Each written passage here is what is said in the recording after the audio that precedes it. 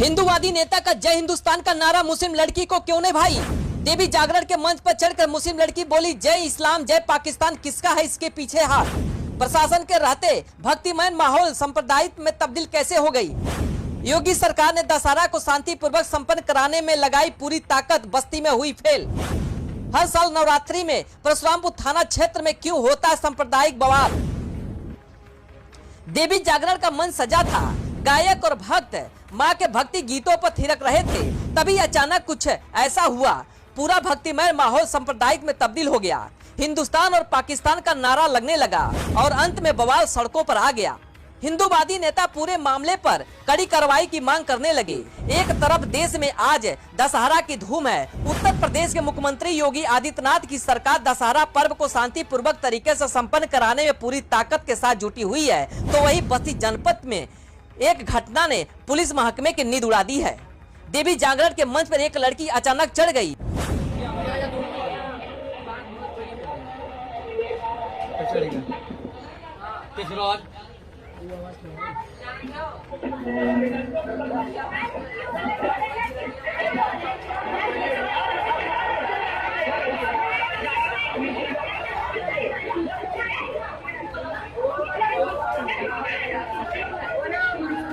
और जय इस्लाम का नारा लगाते हुए बवाल करने लगी।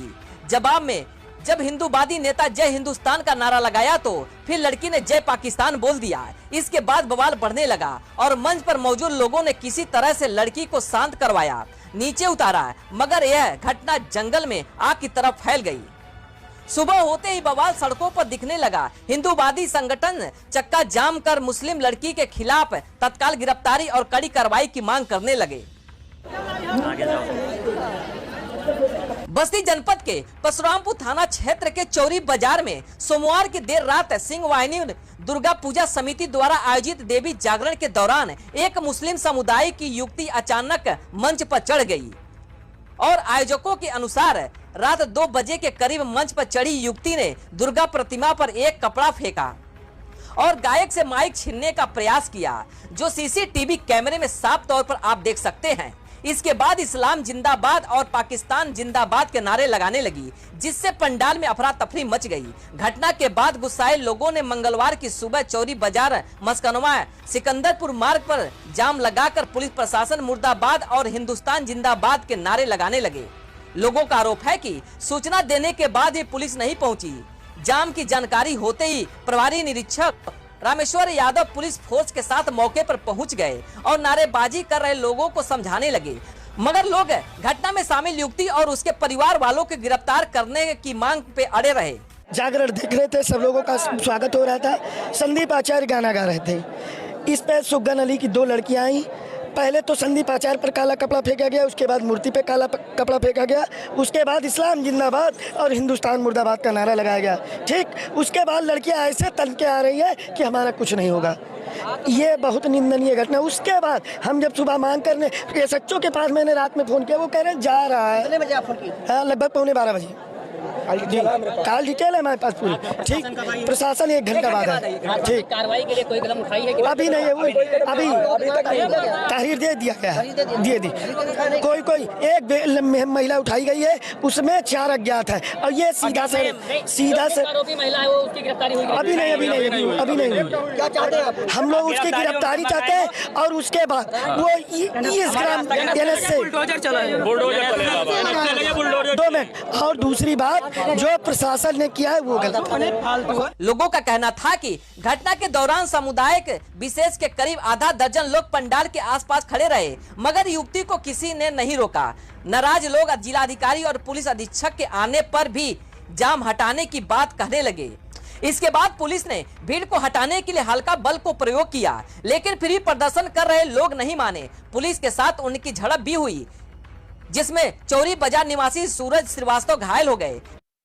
के द्वारा उपद्रव किया जा चुका है। यहाँ पे दंगा फैलाने की कोशिश हर बार की जाती है। उसी के सिलसिले में आज कल रात जागरण का कार्यक्रम हो रहा था, शांतिपूर्वक जागरण का कार्यक्रम हो रहा था। भक्त आनंद से जागरण सुन रहे थे। इसी बीच इन आताताइयों के द्वारा एक लड़की को ट्रेनिंग दे करके इक्केत पर भेजा जाता है और लड़की इक्केत पे आकर के हिंदुस्तान मुर्दाबाद और इस्लाम जिंदाबाद ऐसे तमाम धार्मिक और विरोधी नारे लगाती है।